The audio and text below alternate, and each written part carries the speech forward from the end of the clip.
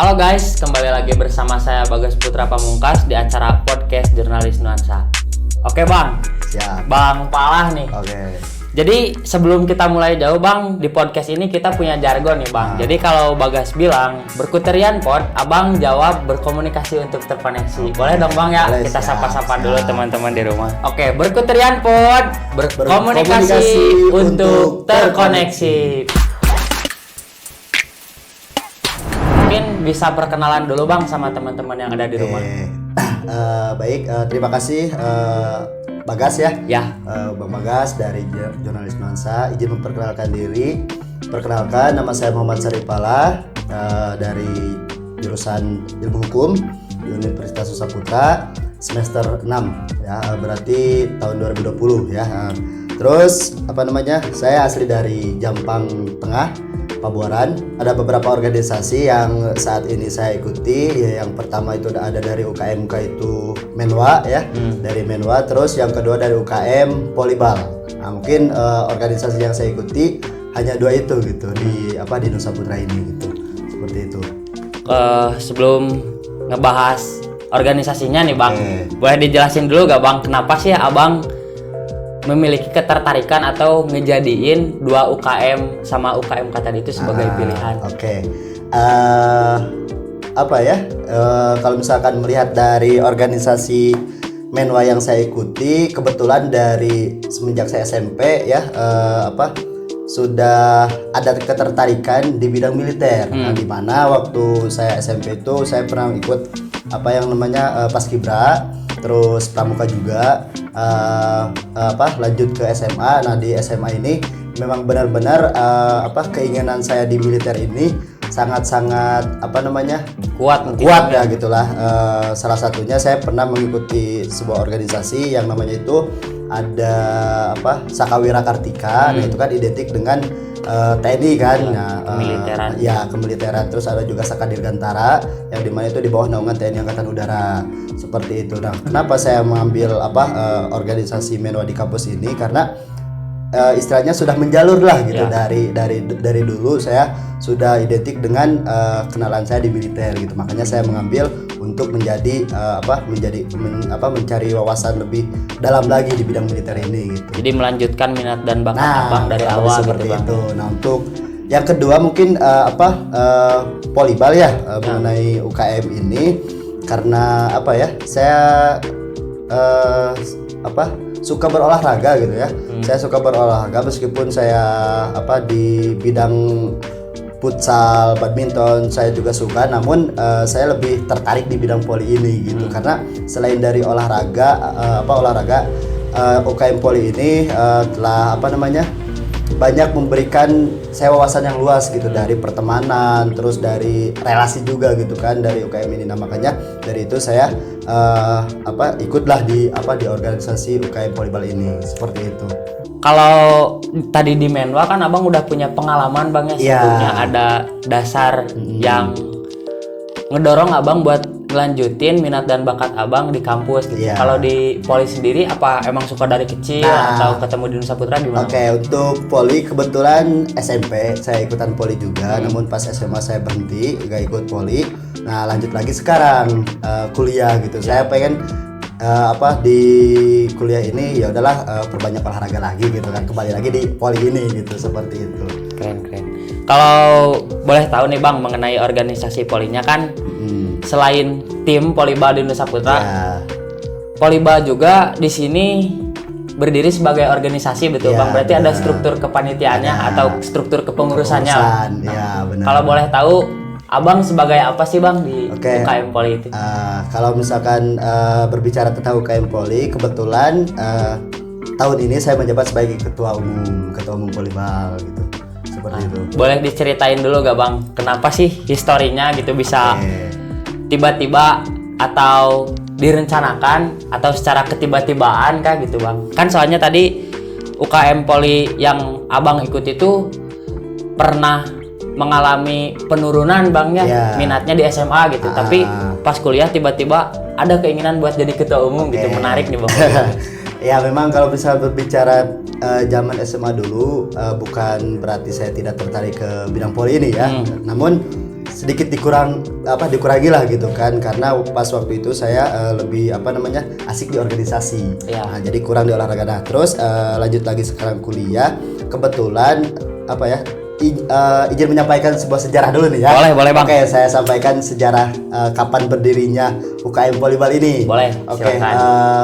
Sebenarnya UKM ini dari tahun sebelum saya masuk ke Nusa Putra pun udah ada minat dari kating-kating kita sebelumnya. Namun dari pihak mereka belum ada satu orang pun yang berani untuk mengajukan pendirian UKM ini. Nah, pas begitu saya masuk dan rekan-rekan saya pas waktu itu kalau nggak salah ada 6 orang kalau nggak salah yang berunding untuk mendirikan sebuah UKM Poli ini. Nah, termasuk saya sendiri. Nah, di situ kami mengajukan ke pihak kampus untuk membentuk sebuah UKM olahraga yang dimana di bidang poli ini. Nah, dari situ pendiriannya itu tahun 2020 tanggal 18 September.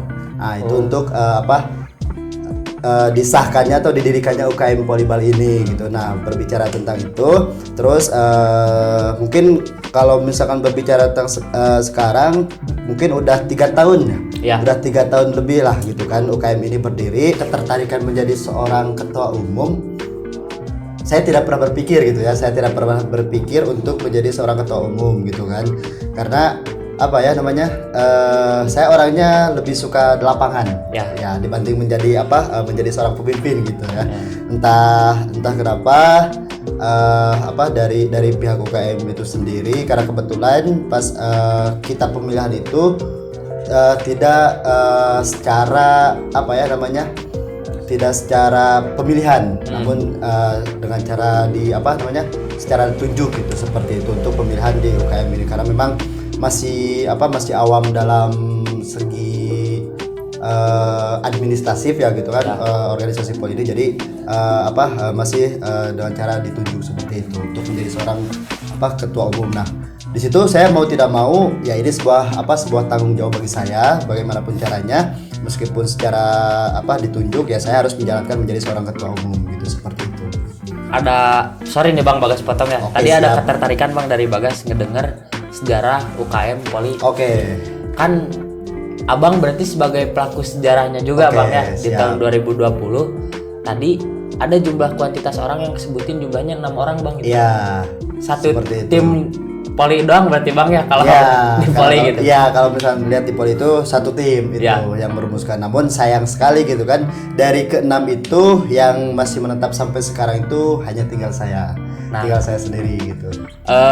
Untuk saat ini Bang, di usia UKM Poli yang sudah menginjak 3 tahun, ada berapa orang nih Bang atau ada berapa tim deh di UKM Poli sekarang di Nusa Putra? Kalau misalkan berbicara tentang anggota mungkin ya, lebih ke anggota, dari tahun ke tahunnya alhamdulillah minat dari para mahasiswa ini cukup tinggi ya. Mungkin kalau misalkan bisa dilihat dari angkatan 20 sampai angkatan tahun sekarang 2022 itu kurang lebih dari segi anggota itu sudah mencapai kisaran 50 orang. Namun selain dari itu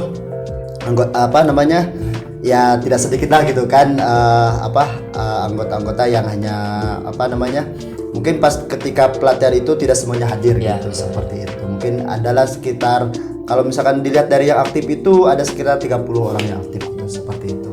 Buat kegiatannya nih Bang di UKM Poli sendiri, ada kegiatan apa aja sih? Terus di hari apa aja sih gitu? Untuk kegiatan mungkin di setiap minggunya kita ada jadwal latihan rutin, yaitu dilaksanakan pada hari Sabtu ya, dari jam 8 sampai jam 1 lah gitu kan.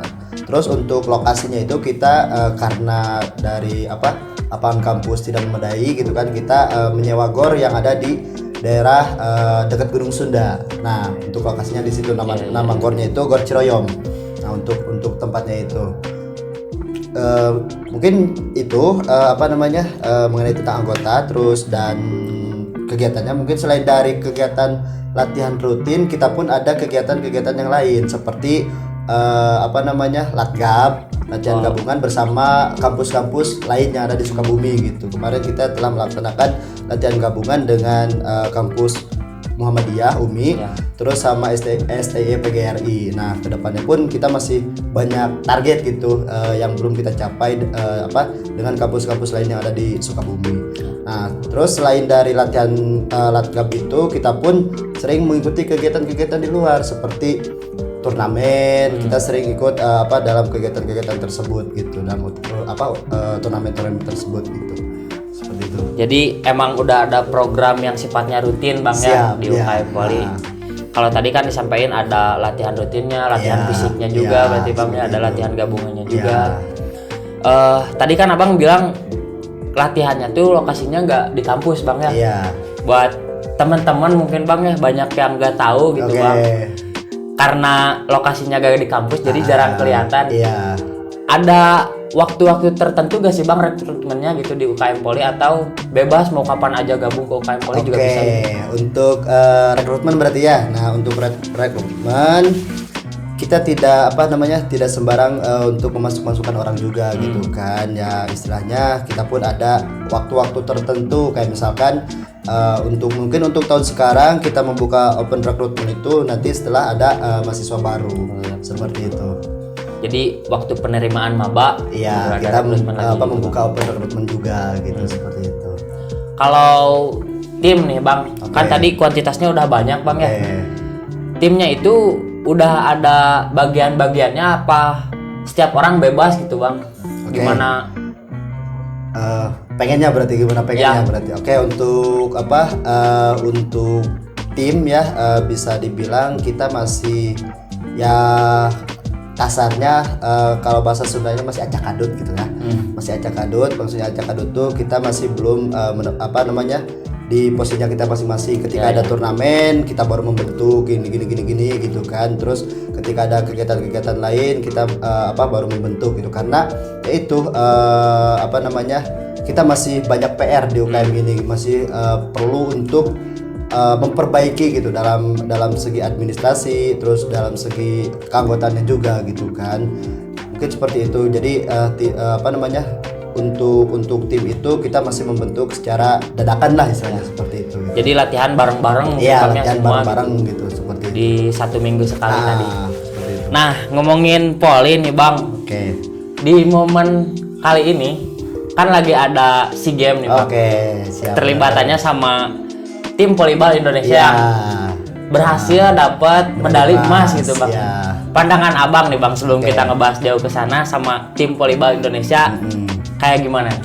Oke, menurut saya tim Poli Indonesia ini cukup membanggakan gitu ya. Bagi saya pribadi ini ya, bagi saya pribadi cukup membanggakan karena ya istilahnya poli di Indonesia itu udah bukan, kalau menurut pandangan saya pribadi udah bukan tingkat Asia lagi. Kalau melihat dari dari permainannya, mungkin kalau lebih bagus timnas volleyball Indonesia ini sudah bisa disebutkan sudah memasuki tingkat tingkat dunia. Ya. Ya itu. Namun sayangnya dari kepengurusannya itu yang kurang bagi saya gitu kan. Karena memang kenapa banyak pemain-pemain nasional yang lebih memilih bermain di luar negeri, karena memang ada beberapa hal yang disebabkan dari kepengurusan poli ini yang kurang gitu, dari segi latihannya. Ya. Kita masih jauh berbeda dalam segi latihan dengan negara-negara lain gitu. Namun selain dari latihan tersebut, secara individual pemain-pemain nasional kita sudah gak ada bedanya dengan pemain dunia gitu. Makanya mereka mampu membuktikan kepada negara bahwa timnas poli ini mampu bersaing dengan negara-negara di Asia, bahkan di tingkat dunia pun mereka mampu bersaing gitu. Ya. Dengan kejadian kemarin di SEA Games itu cukup mengharukan bagi saya pribadi, karena memang saya peminat berat poli gitu kan, cukup membanggakan. Terus selain dari dapat medali emas itu, ini kan udah ketiga kalinya, ya bisa dibilang hat trick lah gitu kan, dalam mendapatkan medali ini cukup konsisten lah gitu bagi timnas poli Indonesia, cukup konsisten untuk mempertahankan medali tersebut gitu. seperti itu. Prestasi berarti bang Iya, ya, yang prestasi yang luar biasa lah gitu kan. Bagas pernah baca bang di salah satu artikel. Iya. Ada federasi juga kan bang ya di Ya, Poli, organisasi yang mengurus Ya, tim nasional, tim mungkin nasional. bahkan seluruh Indonesia yang namanya PBPSI. PBPSI, Boleh ya. jelasin nggak sih bang itu tuh kayak gimana, terus tugasnya apa aja, apa sama kayak olahraga lainnya gitu? Oke, menurut pandangan saya tentang federasi di Indonesia ini, tugasnya itu mereka kayak pengelolaan kayak kalau di bola kan ada PSSI gitu kan. Nah, PSSI pengelolaan seperti itu, terus mengadakan sebuah ajang-ajang kayak kalau di Indonesia ada yang namanya tuh Proliga. Ya. Seperti itu. Nah, itu di ininya sama PBPSI gitu diadakannya seperti itu. Terus dengan selain dari di dalam juga pihak PBPSI pun berkomunikasi dengan federasi-federasi yang ada di negara lain, contoh seperti itu. Mungkin saya sedikit mengutip juga dengan kegiatan yang ada di Poli nasional kita sekarang. Mungkin bagi yang belum kurang minat dengan Poli, saat ini negara kita mengirimkan satu perwakilan ke Bahrain di ajang AFC AFC ASEAN seperti itu. Nah, ini namanya tuh dikelola oleh pihak PBPSI tersebut. Gitu. Mereka mengirimkan satu perwakilan untuk membawa nama Indonesia untuk ajang di tingkat Asia seperti itu. Ngomongin SEA Games lagi nih bang. Oke, siap. Karena cukup membanggakan Menarik juga gitu kan, bang ya, dan sama lah, gitu kan. ada ketertarikan Iya. juga gitu bang di SEA Games yang alhamdulillah kemarin Poli dapat medali emas. Tapi kalau berkaca pada kondisi SEA Games-nya kan banyak tuh bang pihak-pihak kontra ya, Iya. netizen yang bilang kita tuh tim yang membanggakan loh, tapi kok fasilitas yang diberikan oleh tuan rumah dan lain sebagainya. Oke. Kalau abang pernah punya pandangan kayak gitu juga gak sih bang gitu? Kalau melihat dari segi lapangan dan segi segi pandangan dari netizen, memang dari kejadian nyatanya seperti itu. Ya. Saya pun melihat sendiri gitu kan dari kegiatan tersebut memang banyak bukan kekurangan sih, maksudnya kurang maksimal mungkin dari segi persiapan. Bahkan yang sangat disayangkan itu saya pernah melihat bidang itu yang pas pembagian medali itu disorot dengan lampu motor mobil. Mobil. Nah, itu kan ini kan kegiatan cukup besar se-Asia lah gitu kan, se-Asia Tenggara ini kan kegiatan cukup besar. Pandangan saya kok bisa gitu kan, kok bisa kegiatan sebesar ini dengan persiapan mungkin 2 tahun juga lumayan lama gitu kan. Misalkan dari tahun kemarin sampai tahun sekarang, kegiatan ini jangka waktunya 2 tahun, untuk persiapan cukup lama gitu kan, tapi kok bisa kejadian seperti ini terjadi gitu. Nah, itu jadi mungkin cukup janggal bang. Iya, cukup sangat sangat disayangkan sekali gitu kegiatan ini. Terus ada juga yang pihak-pihak panitia dan pihak lawan mencurangi perwakilan dari timnas. Nah, ini kan sebuah modal perjuangan yang luar biasa juga gitu kan bagi kontingen Garuda ini gitu. Selain dari dicurangi, terus dengan fasilitasnya yang kurang, tapi kita cukup bisa membanggakan dengan hasil. Kita bisa membuktikan bahwa Indonesia tidak akan Indonesia tidak lemah dengan kecurangan dan kekurangan fasilitas yang ada di tuan rumah tersebut gitu. Luar Seperti biasa. itu. Jadi banyak pelajaran bang ya di kejadian kemarin gitu. Banget. Apalagi lihat tim volleyball Indonesia, kalau tadi yang disampaikan sama abang, nggak berkaca sama kondisi mereka gitu bang ya, meskipun fasilitasnya tidak mumpuni mungkin ya bang, sama pelayanannya juga kurang optimal tadi. Apalagi kan bang ada di pas opening SEA Games, bendera kebalik. Momen bendera yang kebalik bang. Kalau kondisi Bagas mungkin bang ya di sana jadi atlet atau orang yang terlibat lah dalam acara tersebut, mungkin ada rasa yang mengganjal Bang. Iya, pasti. Gimana tuh pandangan Abang sama kejadian bendera yang kebalik gitu Bang? Mungkin sama apa yang saya rasakan dengan apa yang Bagas rasakan, begitupun dengan kontingen-kontingen Garuda yang lain yang mewakili timnas Indonesia. Mungkin mereka juga memiliki kekecewaan dan amarah yang sangat tinggi. Ini loh bendera yang sifatnya sakral. Ya. Yang sifatnya sakral dari Indonesia ini dijunjung tinggi, bendera merah putih ini. Kan bendera kebalik jatuh ke tanah pun kita selalu mempertahankan supaya tidak jatuh ke tanah gitu. Karena ini kok bisa gitu kan, lagi-lagi kesalahan demi kesalahan terjadi di acara SEA Games ini. Ini bendera kebalik sebuah kesalahan yang sangat fatal bagi saya gitu kan.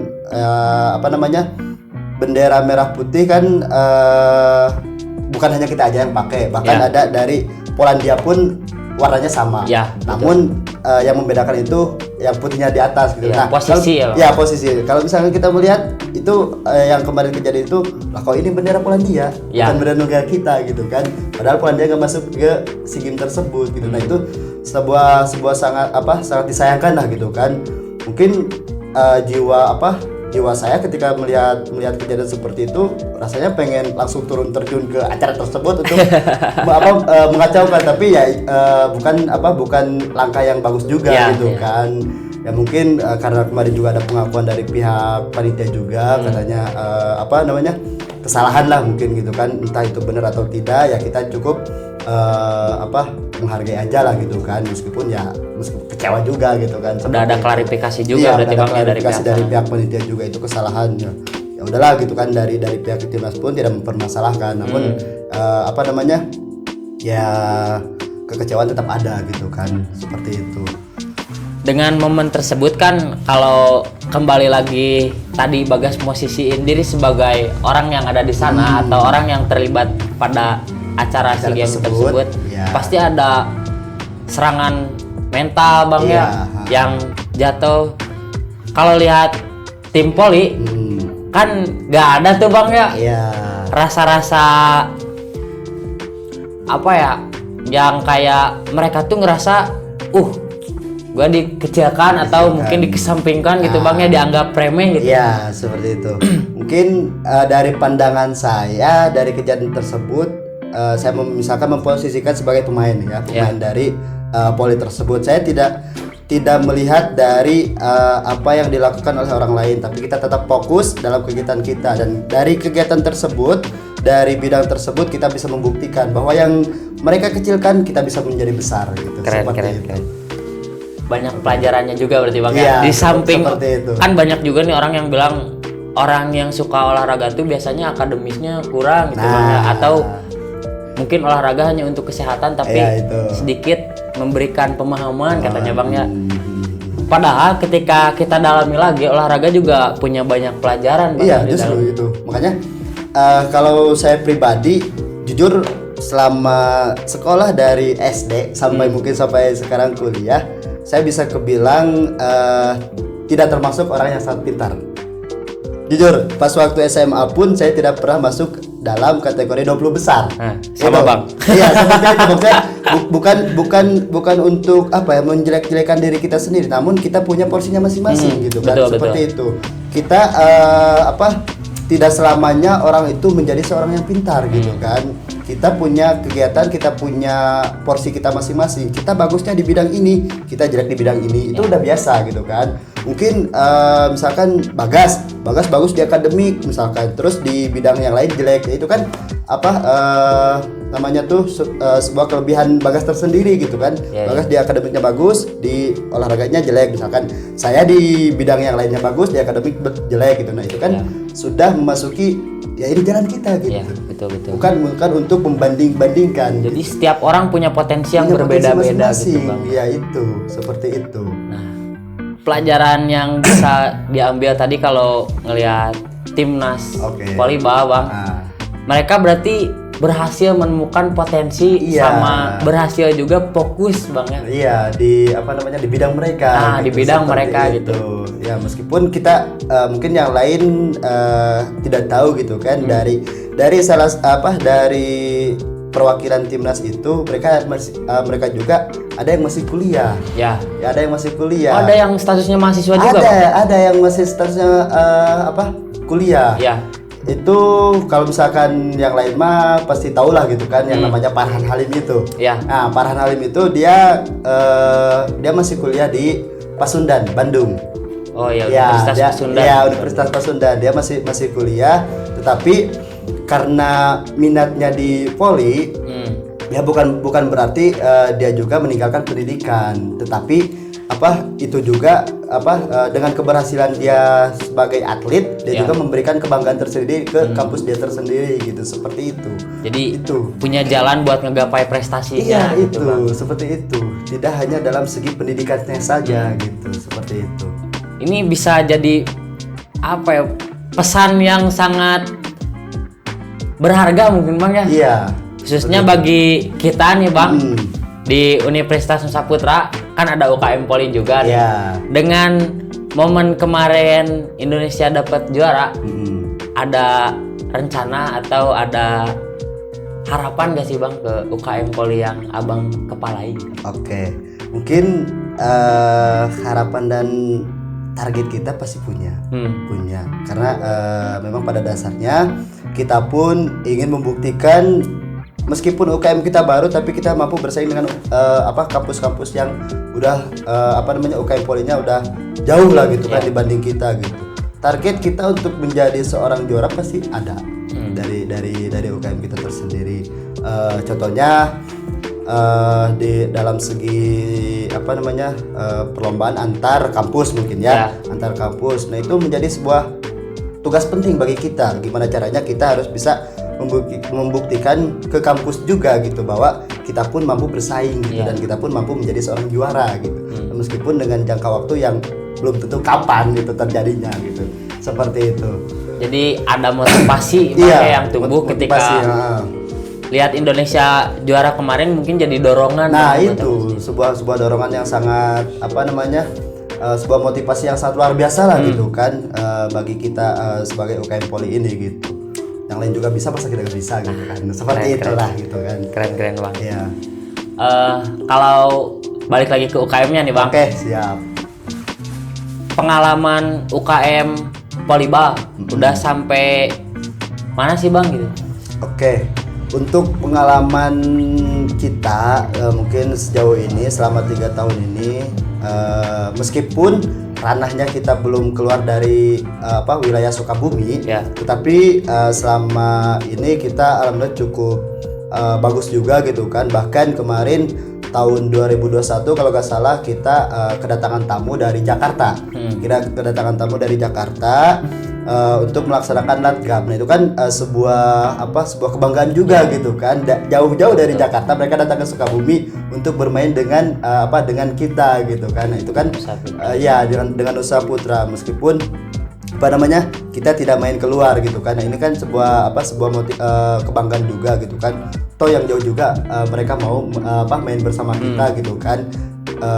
Terus masa kita gak mau bersaing dengan yang lain gitu kan. Nah, seperti itu. Terus jadi sorry, Bang, dipotong. Secara jaringan sama relasi udah cukup luas juga gitu. Lumayan cukup luas. Kebetulan dari beberapa kampus Jabar juga mereka, karena saya ada kenalan juga gitu kan. Contoh dari UIN Bandung pun saya berkomunikasi dengan pihak UIN Bandung. Terus unsur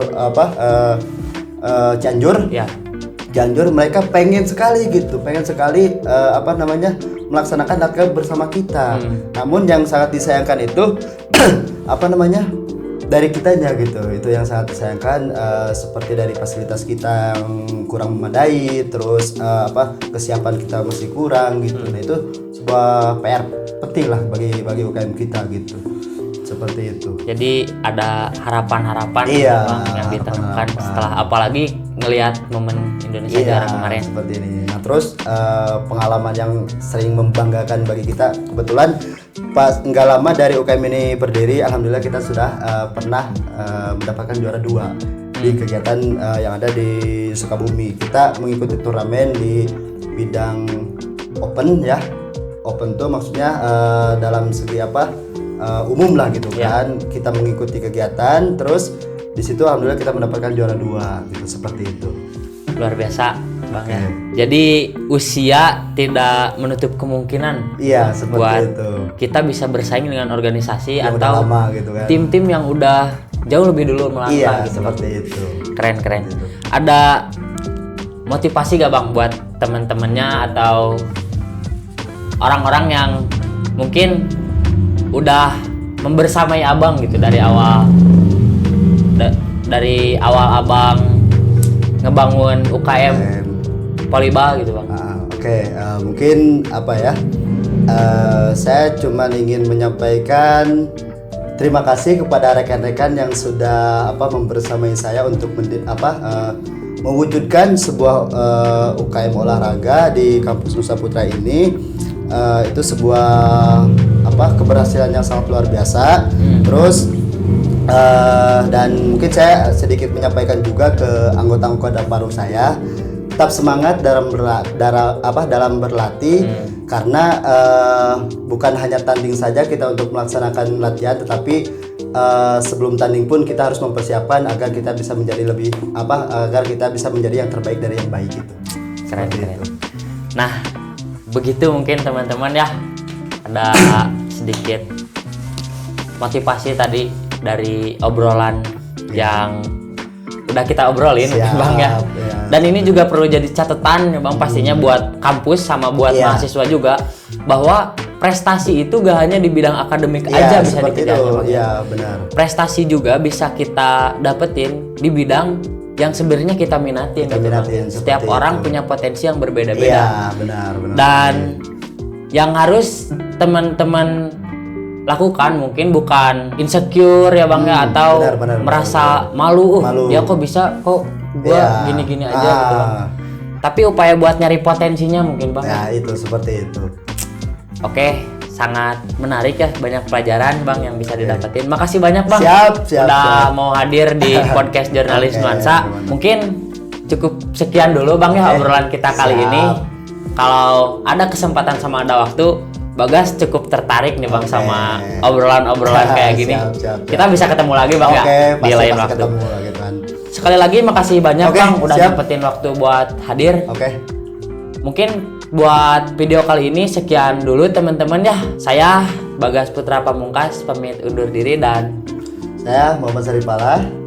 terima kasih banyak Bang kali lagi buat teman-teman yang ada di rumah juga. Terima kasih buat selalu setia nonton kita. Nah, kalau tadi kita buka acaranya pakai jargon, kita tutup juga pakai jargon biar teman-teman yang ada di rumah juga merasa tersapa gitu.